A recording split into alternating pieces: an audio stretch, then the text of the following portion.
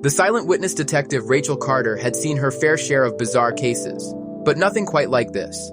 A prominent billionaire, Charles Whitmore, was found dead in his mansion, strangled in his study. No forced entry, no signs of struggle, and the security cameras had mysteriously gone dark for exactly 15 minutes, the time of death. The only witness? A parrot. The African gray named Oliver was known for mimicking conversations with eerie accuracy. As Rachel and her partner, Detective Mark Torres, examined the crime scene, Oliver kept repeating the same phrase, "Don't trust him." "Who's him?" Rachel muttered, scribbling in her notebook.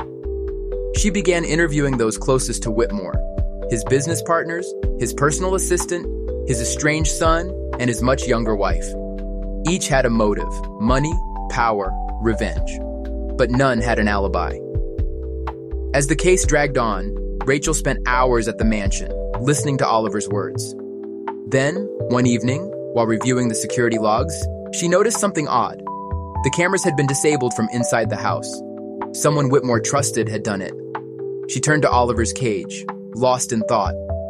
That's when the bird said something new. "You're next." Rachel's blood ran cold. The voice wasn't just any mimicry. It was Whitmore's voice. Oliver had heard his final moments. She replayed the interviews in her head. The wife's forced tears, the assistant's nervous twitches, the son's veiled resentment. Then it hit her. Rushing to Oliver's cage, she coaxed him. "Oliver, what else did you hear?" The bird fluffed its feathers and in a perfect imitation of Whitmore's deep voice said, "Mark, please don't," before cutting off. Rachel froze. Mark, her partner. Slowly, she turned around. Mark stood in the doorway, his hand resting on his holster. "You should have let this one go, Rach," he said with a sigh. Oliver squawked again. "You're next." The case was no longer about Whitmore. It was about survival. And Rachel knew she had to act fast.